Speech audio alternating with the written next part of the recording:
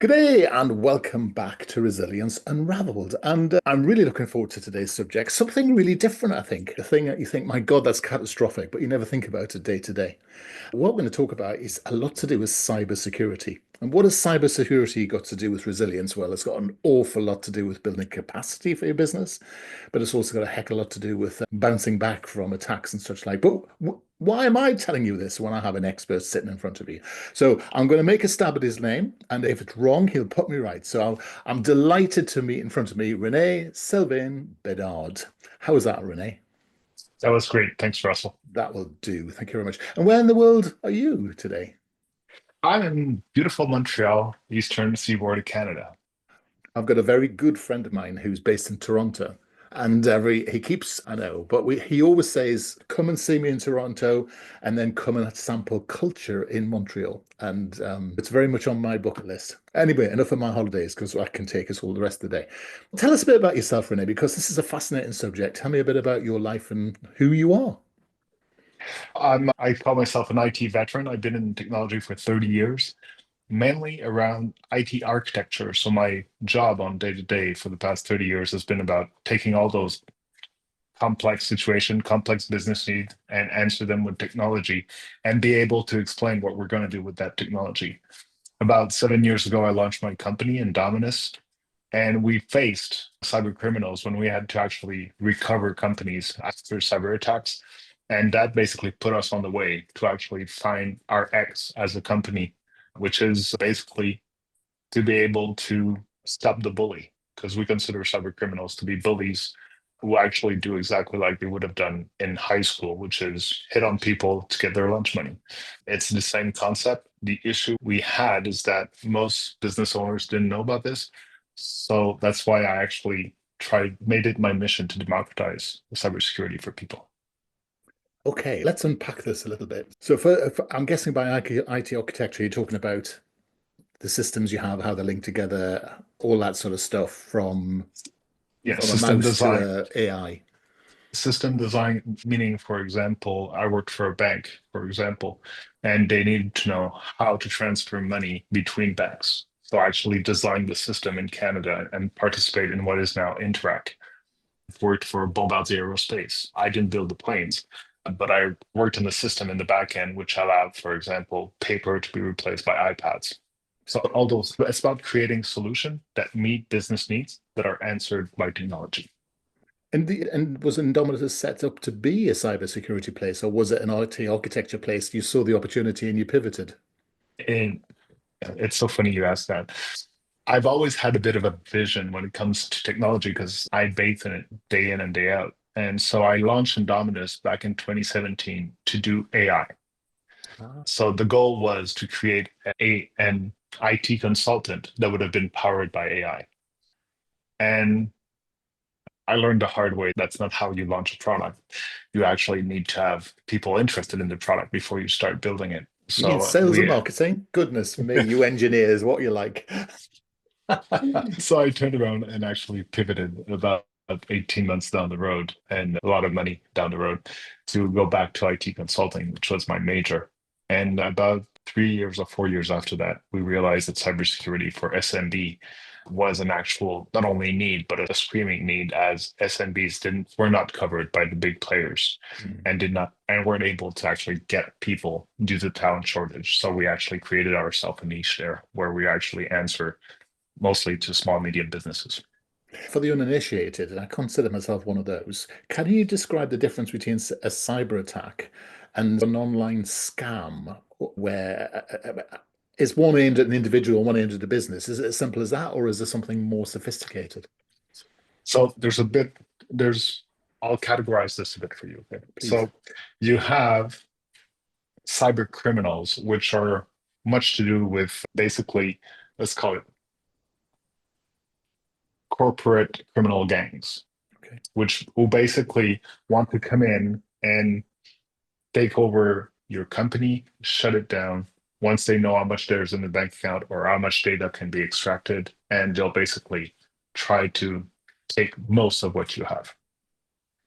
There's what I call country backed cyber criminals. So those are basically countries like Russia, like China, like Iran, they have cyber criminals who actually do their bidding. So they'll go and Yeah. do espionage or do actual cyber attack targeted against infrastructure or against a country. For example, Russia started attacking Ukraine long before the tanks actually got in, and they did so through their cyber criminal gangs. And then there are, let's call them less organized, but let's call them subcontractors. And Okay. those are basically people that are consuming the tools and the weapons that have been built on the dark web for their own good.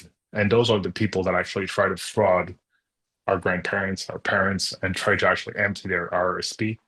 The issue is that some of those now actually come from high school because the kids that used to sell drugs on a street corner or over lunchtime now have access through massive computing. They have access to free Wi-Fi in school, and with a bit of, it's like, in consciousness, actually believe that they can go on the dark web and suddenly make money and suddenly be a lot cooler than all the other kids. Yeah. It's And sad, but it's a well, sad truth. it's you got to know the people that would have been knocking all over old ladies and taking their handbags in the past. It's more useful. No, I won't say that. It's not more useful. It's more enterprising in a way that they're doing this. Is there you go. So you've got people that go into organizations and they steal data and they steal cash. But I guess you also have people that go into organizations and they lock out the organization and then there's like a ransomware type thing as well. Is that also cyber criminality? It is very much. So the way I usually explain this is the following. Cyber criminals that are now, as I said, corporate gang lords, they send 100, 500, a million emails that are all infected with this little tiny bit of malware. And it is not whether your company is too small, interested or not, or you have enough revenue or not. It's will someone in your company click the link? I see. I call this fishing with dynamite. Right? Yeah. They don't actually look what's going to come up. They just know that a lot of things are going to come back. And as soon as someone click, then there's this entire wheel that gets set in motion. The time to remember is 1 hour and 12 minutes. Okay. That's the time it takes them between the click and being established in your environment. And Wow. yeah, it's very fast. So what was that? 1 hour, 1 hour and what? 1 hour and 12. So So 72 70, minutes. 72 minutes. That's got to be Yes. a name of a book, I'm hoping, later on. So hang on, we'll come back to that in a minute. If it's not, you haven't talked to a marketer. But anyway, carry on. So we've got 70, so they click on the And, link, they have 72 minutes to get in. and, Wow. and by then, they're basically installed on your computer. And they Right. have their own little nest on your computer in your environment. And then they basically take all the time they want. They can take a month, they can take 3 months, they can take 6 months, and they will explore your environment. Like investigators, they'll go around and read your statements and they'll go around and see what you're typing on your desktop or understand that you're doing a merger and acquisition plan. They will position themselves to be able to retrieve that information. And on the D-Day, where they'll think they'll have the most impact, they'll have your data output, or there's a holiday and they have time to work in the background, they'll just drop their payload and then they will freeze your company. And they'll know exactly how much money to ask because they'll know how much you have in the bank. Yeah. They'll have your data hostage so they can actually tell you, oh, by the way, you have this great database with all your customers. We just put it for sale on the dark web. So if you don't pay us, we'll just give it to the highest bidder, which could be your competitor. We don't care. Yeah. Those type of, it's not so much about the disruption as in how bad they can hurt you so you can actually will bend and pay. Okay. And so you're saying, so that's really quite shocking when you say it's not the size, it's not like it's a targeted thing. It is like you say, it's fishing with dynamite, isn't it? So you could pick on a one-person organization, but I'm guessing that when they start looking around their systems, and I must come back to that, how on earth they know. But what I'm guessing is they must look at it and think, that's not worth the effort if you're a very small company. Because Okay, so I imagine there's some form of sifting that goes on. let's make an example. So understand that this is all as a service now. And it's all AI. They all have AI now to generate the spam, the email, and so on. So you don't have that much investment to make to get into a Mm, company. I see. So let's say it takes you 15 minutes of work to do $15,000. Would that be worth it? Yeah, good point. And they might work 3 weeks to get 1 million. Yes. So sometimes they will do 20 times $15,000 in a day. That's a $300,000 day. Yeah. It's not so much is $5,000 worth it for an SMB or is $20,000 worth it for an SMB. It's how many can you do in a day? Yes. So it's volume they're looking at, not. Yeah, that makes a Exactly. lot of sense. And actually, what you're saying here is so they send the thing in. Sorry, I've got to go back to this bit because it just blew my head. So they send the email in, someone clicks on a link because this is the human frailty, isn't it? I'm guessing, Yep. and a lot of these things are predicated on someone clicking on a link. So it's the safest form of defense just never to click on a link. If you can do that, I do not believe you'll be online. The safest line of defense is awareness. Okay. And I'll just take a tangent here for a second. Education is not so much about the employee being educated, it's about the owner being educated. Okay. Be- because the day it becomes the owner's priority, it becomes everybody's priority in the company. Yes. If Makes the sense. owner says the priority this year is sales, everybody's mindset goes to sales. Yes. And if for the owner, holiday as a password is valid, it's okay for everybody else. Yes. So the thing the owners do have to understand is that if ever their company gets or ransomware or whatever the event that may happen, they will lose one thing that they cannot recover, and that's called trust. Time. Even at time, yes, but time is the compressible thing in an entrepreneur mind. We have 100 people, you can do it True. faster. Yeah. But trust is something you build over years with your customers. And if your Yeah. customers start sending you a lawyer's letter saying, by the way, you've lost my data, I'm now suing you, this will never be your customer again. Yeah. And all this you've built can be actually very much like a sandcastle. Yes, interesting. So without trivializing this, and this is not my intention at all. So I work with a client. So I work in interim assignments. I work with a client. They've got an IT firm that's highly annoying. And there's loads and loads of emails get quarantined, and usually ones that we want to see. And you look in the spam folder every now and then, there's hundreds of spam for things caught. Is that a first line of defense, the only line of defense, or just the laziest line of defense, would you say? It is what I consider the first line of defense. It is Okay. going to get better and better, by the way, because we're now applying AI to those quarantines, so they'll get smarter and smarter. The first line of defense is still the human being. Okay, this is just tools we're equipping the humans with to help them cope with it. But Yeah. understand the following. Okay, here's a story. We're doing an audit in a healthcare region of Quebec. White hat hacker, walks into one of the remote centers with his backpack, his little glasses. He looks like an IT guy. The receptionist greets him. I said, "Oh, you're from head office. What are you coming to see?" He said, "Oh, I'm coming to see I had a call from a doctor and they told me that he needed his PC fixed." And she basically escorted him, opened the door to the doctor's office, let him sit there for an hour. She closed the door so he wouldn't be disturbed and asked him to bring in tea. Fantastic. He never had to show an ID. He never had to demonstrate that he worked for the company. And he basically had access. Within 3 weeks, he was sitting in his PJs 200 kilometers from the customer, and he actually wrote a file on his desktop. Wow. And this was the Sizzle's desktop. Yeah. So you understand that without even having to coerce anybody or do anything or even click on anything, all he had to do was show up, and then suddenly he had access. They Yes. did the same thing with dropping USB keys in parking lot. Somebody took it. Oh, a 32 gig USB key. That's interesting. Click.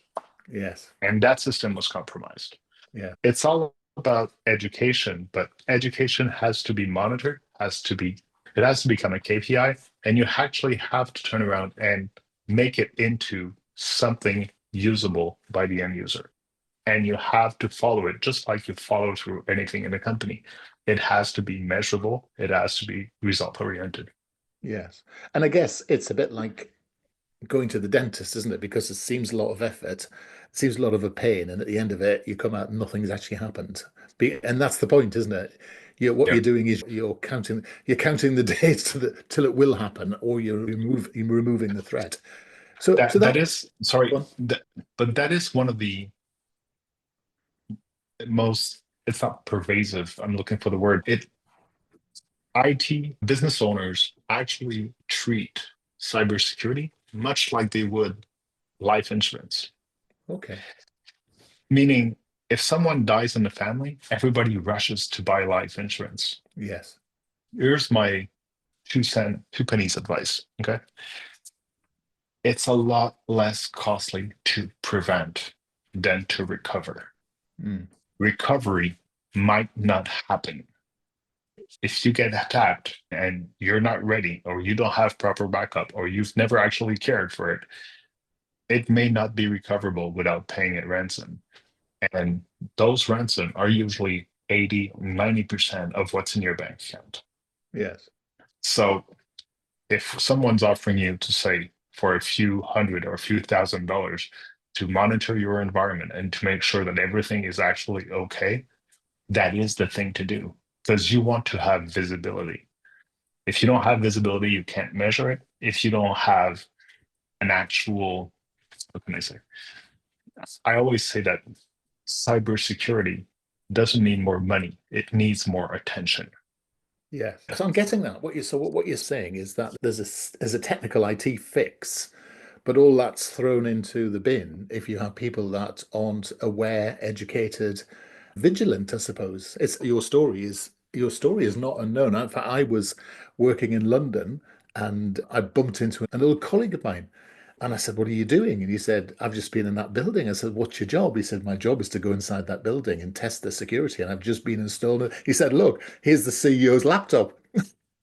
He'd walked through the entire building. This is like Yeah, a regulator, and he had the CEOs, and I'd been yeah, with the CEO, so it was really quite yeah. peculiar. And it seems interesting that those basic things don't happen, but also that thing about not clicking on links and things.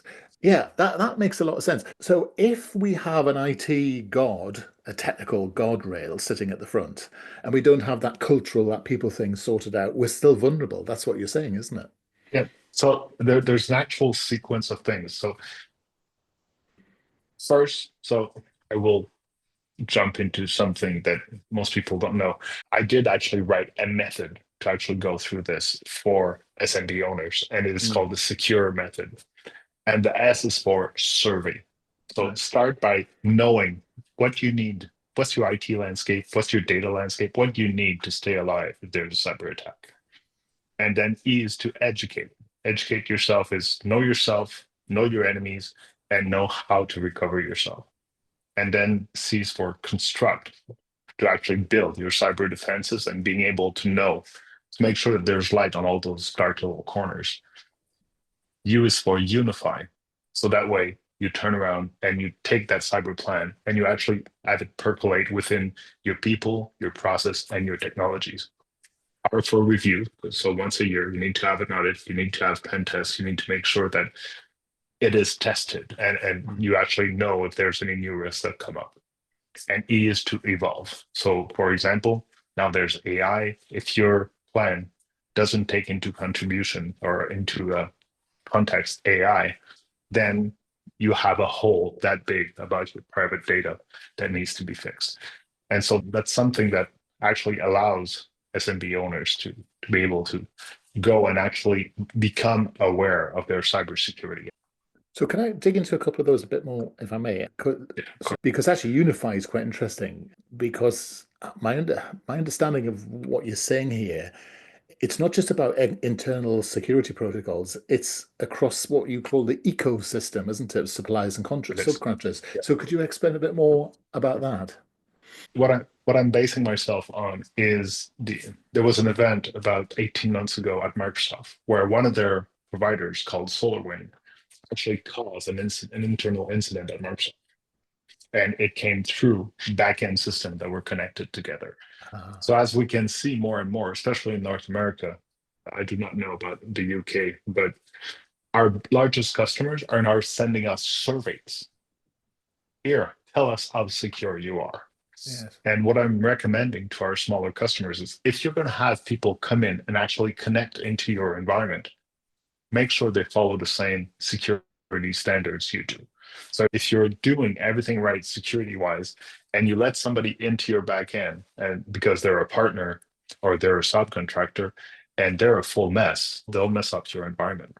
Yes. What about organizations where, for example, our own, where we have lots of people who have laptops, they take those laptops away, they work remotely on a hybrid way, and they come back into the office. I suppose they're always on the front end, aren't they? They're less of a problem because the architecture protects you from that, the IT solution. Yes and no. So the distinction I bring here is a managed service provider is Mhm. not a managed security service provider. So can you tell me the Those are, difference? yeah, a managed service provider will make sure your IT environment runs. We'll make sure that you're available. We'll make sure that your backups are done, that your printer's working, that your authentication is working. If you have servers, we'll make sure that they're kept up to date and that they're functional. A security service provider will basically take the entire security layer on top of that and come in and actually do things like collect the event logs from all of your devices. Make sure that all of your authentication are actually tested, true, and are secured, and you don't have authentication coming from Russia when you're supposed to be downtown London or having people trying to authenticate you in China while you're in the UK. Wow. Those are very detailed, very specific things that need to happen, but also be able to react if there's a security incident. Most IT specialists will not see cybersecurity incident because those require a specialized tools, but also specialized sensors.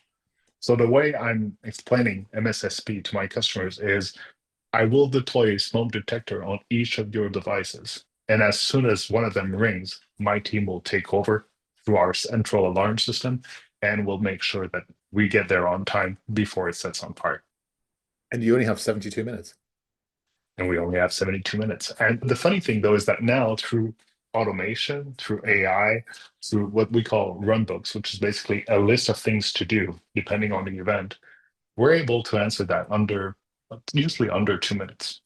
Oh, okay. So that's good. The other thing is you talked about review and test your systems and processes. It's almost impossible so for example, if I'm running my company, it's impossible for me to test those processes. I guess they Yeah, need external testing. Is that right? exactly. So the role is called a pen tester or a white hat ethical hacker. The idea is there's two main roads that you can go there. Either a pen test, which basically is an intrusion effort to actually try to go into your system. You can have that come in externally. You can add that within your own system. So if someone's actually able to install themselves within your environment, what can they have access to? Mm. And then there's what we call the configuration audits. So basically a gap analysis where your configuration is versus where it should be, and what are the various risks that that opens. And Right. then you get to actually categorize those risks so you can make an enlightened decision as to how you're going to address them or accept them. Sometimes you can accept a risk, but then again, that decision comes back to the one who actually pays the price if ever there's a risk. Now, this is interesting because one of the things you're talking about is the IT fix and the cultural fix through the leader of the business. But in lots of businesses, particularly small businesses, as you've got a non-executive treasurer or a non-executive FD or a in-house FD or CFO, whatever it might be called. And it's often those people who are taking this thing and saying, I'm weighing up the risk of disaster management here. We're short on cash. I can either pay myself more or I can invest in cybersecurity. You talked earlier about there being an ROI. I mean, I don't know what I want to know what the ROI is because that's impossible to say, but how is it just weighing up the size of the risk and saying this is how much it would cost if it went wrong versus the cost So of a maintenance pro package? Is that how it works? some people manage it that way. I'm more into the school of less is more when it comes to architecture. So, for example, someone's already Microsoft 365. There's already tools in there that allow you to actually limit that risk. There's already tools that are used in cyber defense if they're properly configured. So it's not so much about buying this big luxury package that will complexify your life for the next 20 years because you won't use it. It's useless. And So I'm taking a very operational approach to cybersecurity, where what are you using now and how can we make sure that is secure? That's usually the way we want to do. And we're very much into what's known as best of platform. So we don't go into best of breed, but we go into what are you using as a platform right now and how can we integrate the tools that are already there? Yeah, And to complete that question, understand that the ROI that you can calculate is how much would it cost you if you went for a full month where you can't build anything, you can't bill anything, and you can't collect anything. yeah, And trust me, and sometimes it's huge amounts of money and there's huge emotional and human impact. yeah, We once recovered an hotel, and you know how people say, "Oh, we used to do that all on paper. We'll be fine." yeah, Oh God, they couldn't know what was taken from the minibar. They couldn't know when the customers came in, so they couldn't build them their room. They couldn't know if they took a movie because that's all computerized as well. They couldn't know anything. They actually had to sign people out without billing them. And when you have two, three, 400 rooms, and that happens, it's millions of dollars per day that actually go out the door. yeah, It's amazing. And they never saw it coming because it actually came through their IT managing group. They added a tool, and that tool was the thing that was act. So they went through the tool and they just opened it up. I think they went 400 hotels wow. within the summer. It was dementia. But it's interesting, isn't it? Because I think finance and IT have actually acquired the statement of being very difficult, quite opaque and difficult to understand. And you've got people who are using complicated jargon. But actually, a lot of this is very simple. So, example, I'm working with an organization at the moment that's lost its domain because they forgot to renew it. If you think of how many renewal letters they must have ignored, Yeah. how many times, and then they've lost it, and then they're running around. And of course, the IT company, the domain host, are going, we need to renew this. We need some ID to renew it. No one can produce ID. So you're right about this human dimension. It's quite weird, isn't it? So your company sounds fantastic because for the sorts of things you're talking about, in Dominus.ms is your company. I can see that you do it's beautifully in French, of course, and in English, which is even better. And I can see you do managed service, you do all this bits and bobs. But you're a very practical person. You've written a book as well to bring together that framework you were talking about. So what, I mean, was that the motivation? Was this to widen the message? What was the thinking behind the book? So once we chose to actually go forward and become cyber defenders, we actually had to find out why. And that's the first thing we did. And what we did is we understood that our vision within the next decade was to participate in the eradication of cyber criminality. That's how we were able to rally everyone to our cause. And with that single move, all of our competitors became partners Hmm. because we were all rowing in the same direction. And then our target audience were small and medium businesses, which we already helped in incident response. Let me just make an apartheid for a second. The second incident response we did was a small firm. They were 30 people, but the guys in there have been working there for 20 years. They became owners, and then overnight, everything stopped working. Try to imagine if there are any owners listening. I know as a business owner, I'm used to be in control of what's Hmm. happening. Try to imagine just for 24 hours having zero control on anything. Yeah. And they tried to rebuild it by themselves, and the ransomware basically reinstalled and re-encrypted everything. They called us on day 4. It took us 3 weeks just to bring them back to a functional level, another Wow. 3 weeks after to recover the data. It's the most humiliating thing, having to pick someone up who feels like they've been beaten up. Yeah. They're almost broken because they don't know if they'll be able to pay their staff next week. Yeah. Good point. It's they couldn't deliver on their promises. They couldn't talk to the bank, and their insurance had got hacked the same day. It was a perfect storm. But to us, this was like that we can't emotionally we couldn't just stand around and do nothing, and we didn't want to participate in the incident response part of it because to us that was like participating in the crime. Like you have somebody that's on the floor bleeding and please sign my contract and give Yeah. us money. We wanted to prevent. So that's how we actually came up with the prevention, but that's also how I personally came up and said, look, we need to educate those business owners. They need to understand, they need a guide. And that's how I wrote the book. Yeah, very clever. And I see it's called Secure by Design, not 72 minutes to save your business. I have to say, I'm seeing that. I'm seeing a rebrand as we're chatting, or not. No, volume two. Volume two, very good.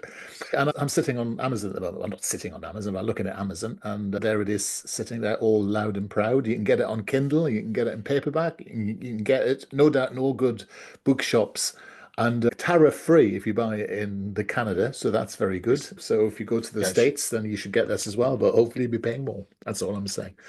So this is And fascinating. so basically what I created is a leader's guide to Yes. keep cyber criminals outside of your business. And that's actually the subtitle because it's important for leaders to understand that they're the key and they're the one who have to take this in charge.